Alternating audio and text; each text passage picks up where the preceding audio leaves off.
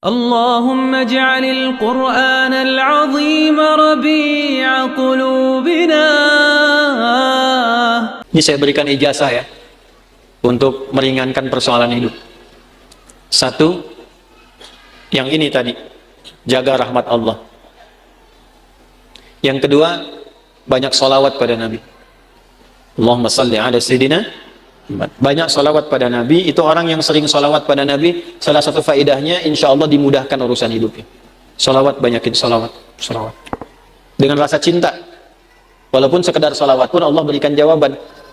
Ini saya tanya nih, kita istighfar sendiri sama Allah, astagfirullahaladzim, dengan kita berwasilah menggunakan sholawat, kira-kira mana yang paling utama? Tapi jangan tebak-tebakan. Mana yang paling utama? Gini. Dua-duanya utama. Tapi kalau kita mau dilihat mana yang paling berpotensi diterima, itu sholawat. Kenapa? Kalau kita istighfar langsung kepada Allah, ya Allah ampuni dosa saya, bagus, langsung hubungan. Tapi Allah masih melihat ketulusan hati kita. Karena ada yang istighfarnya cuma di lisan, gak nyampe ke hatinya. Contohnya habis sholat tuh, banyak yang saya perhatikan seringkali istighfarnya di lisan aja. Astagfirullah, melihat handphone, astagfirullah. Update status sambil astagfirullah itu. Sambil kirim WA. Itu cuma di lisan, belum tentu diterima. Tapi kalau Anda bersolawat pada Nabi, atas dasar cinta Allah kepada Nabi, walaupun Anda belum tulus solawatnya, baru keluar dari lisan, Allahumma sholli ala Sayyidina Muhammad, tapi karena kalimat itu keluar menggunakan nama Nabi, dan dengan cinta Allah kepada Nabi, dapat Anda 10 kebaikan. Apa dalilnya? Man shalla alayya salatan wahidatan sallallahu alaihi asyra salawat. Siapa yang salawat kepadaku, Nabi nggak sebutkan mau salawatnya khusyuk, mau biasa-biasa, penting keluar kalimat salawat, maka dibalas oleh Allah 10 kebaikan. Nah, di antara kebaikan yang Allah berikan itu ada rahmat di dalamnya. Ditemukan di mana? Di Quran surah kedua, di ayat berapa? 157. Al-Baqarah ayat 157. Bunyinya bagaimana? Ulaika alaihim sholawatun min rabbihim warahmah wa ulaika humul muhtadun. Ada orang-orang yang hidupnya dijamin oleh Allah mendapatkan sholawat dari Allah. Apa makna sholawat dari Allah? Pujian yang melahirkan rahmat. Tahu dari mana rahmatnya? Kalimat setelahnya berupa tafsir, sholawatu warahmah. Apa makna rahmat di sini? Memudahkan urusan hidup. Dari mana dalilnya? Kalimat setelahnya, wa ulaika humul muhtadun, dan merekalah orang-orang yang dimudahkan hidupnya. Dari mana tahunya kalau ini kemudahan hidup? Pada ayat sebelumnya, ayat 155 dan 156. Bagaimana bunyinya? وَلَنَبْلُوَنَّكُمْ بِشَيْءٍ مِنَ الْخَوْفِ وَالْجُوعِ وَنَقْصٍ مِنَ الْأَمْوَالِ وَالْأَنْفُسِ وَالثَّمَرَاتِ وَبَشِّرِ الصَّابِرِينَ الَّذِينَ إِذَا أَصَابَتْهُمْ مُصِيبَةٌ قَالُوا إِنَّا لِلَّهِ وَإِنَّا إِلَيْهِ أُولَئِكَ عَلَيْهِمْ صَلَوَاتٌ مِّن رَّبِّهِمْ وَرَحْمَةٌ wa ulaika humul muhtadun. Duhai kalian yang hidup, aku akan uji dengan berbagai ujian supaya membuat hidup kalian berkualitas, kalian lebih baik lagi. Ujian itu satu bentuknya kekhawatiran. Sekarang pun ada yang khawatir kapan Ustadz selesai ngajarnya. Walju, karena saya mulai lapar.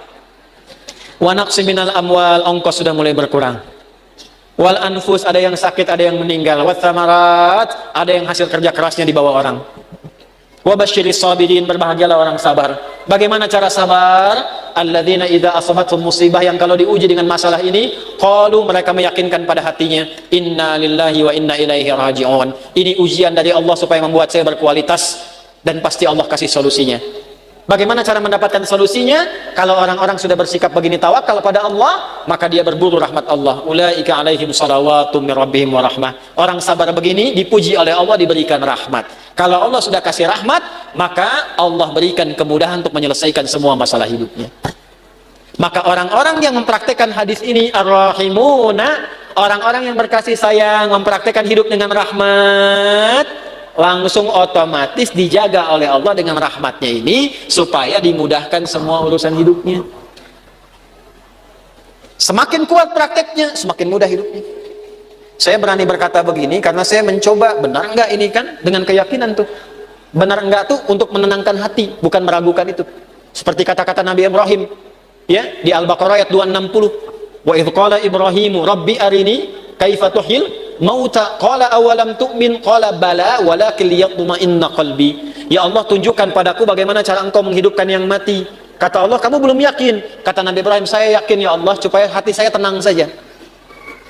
Saya lihat orang-orang dulu, kok betapa mudah hidupnya. Kita praktekkan satu-satu. Melihat orang dengan kasih sayang, mencoba untuk memaafkan, mencoba untuk berlapang dada, menempatkan pada tempatnya. Latihan aja, baru latihan itu dimudahkan, Pak. Baru latihan masih sedikit. Ini tidak beli, ini tidak beli. Pak, ini pami kaca soca ya, aya nu ngintun. Ku bapak diangge eta biasa. Tapi Bu, kaca soca ukurannya sami persis. Tuh. Sama persis ukurannya dengan keadaan mata saya. Kan Anda nggak tahu berapa yang silindris, berapa yang minus ini. Ini kalau saya buka kacamata, laki-laki dan perempuan sama. Sama-sama manusia. Makanya kenapa Bu, kalau pengajian perempuan, ibu-ibu, sab muslimah itu saya buka kacamata. Ya, tujuan utamanya supaya yang paling cantik tetap istri saya. Ya, ini sama ukurannya Pak, tuh persis. Setiap ada model baru datang ukurannya sama persis. Dari mana? Siapa yang pernah ngecek mata saya? Ini dapat hadiah juga, Allah kasih baju, kos kaki sampai ke sepatu. Cuman modal satu hadis ini teh, satu hadis. Cuman modalnya yakin punya Allah. Nah, eta teh modal yang paling utama tuh punya Allah. Gitu. Sekarang kita kekurangan itu. Sekarang banyak orang kekurangan itu. Jadi rasanya kurang merasa punya Allah. Coba tanamkan pada hati, saya punya Allah. Maka Anda tidak akan takut kehilangan jabatan, kalaupun harus jujur. Karena punya Allah. Qulillahumma malikal mulki tu'til mulka man wa tanzi'ul mulka mimman. Karena punya Allah jangan takut kehilangan harta kalau harus sedekah. Karena punya siapa? Allah. Makanya dekati Allahnya. Ittaqillaha haitsuma kunta wa atbil hasanata sayyi'atal hasanatan. Ihfadillaha yahfad. Jaga Allah, Allah jaga kita. Jaga Allah itu maksudnya apa? Jaga diri kita tersambung dengan Allah. Dipakai hadisnya, pakai. Praktekkan dalam hidup. Saya bukan ingin menunjukkan ini berhasil, tidak, bukan itu. Kan bicara kalau mengalami itu enak gitu. Menceritakan pengalaman ulama itu enak yang sudah terjadi. Dulu orang begini dijaga oleh Allah. Imam Nawawi itu selama hidupnya 99% makannya diantarkan oleh ayahnya. Makannya cuma sekali malam ba'da isya. Apa yang dimakan? Kue kering dengan zaitun. Minumnya sebelum subuh. Setiap hari sampai meninggal. Karena beliau meninggal duluan, bapaknya baru meninggal 7 tahun setelah Imam Nawawi meninggal. Saking bapaknya ingin jaga anaknya terhubung dengan Allah, makanannya dijaga. 1%-nya kalau diundang, ada jamuan dipastikan dulu halal. Nggak mau makan sendiri, yang lain diajak makan sama-sama. Imam Nawawi itu. Makanya sampai sekarang berkah, kitabnya masih kita jaga dan kita kaji. Sampai sekarang. Karena apa? Menjaga hubungan dengan Allah. Ya. Nah, itu yang kedua.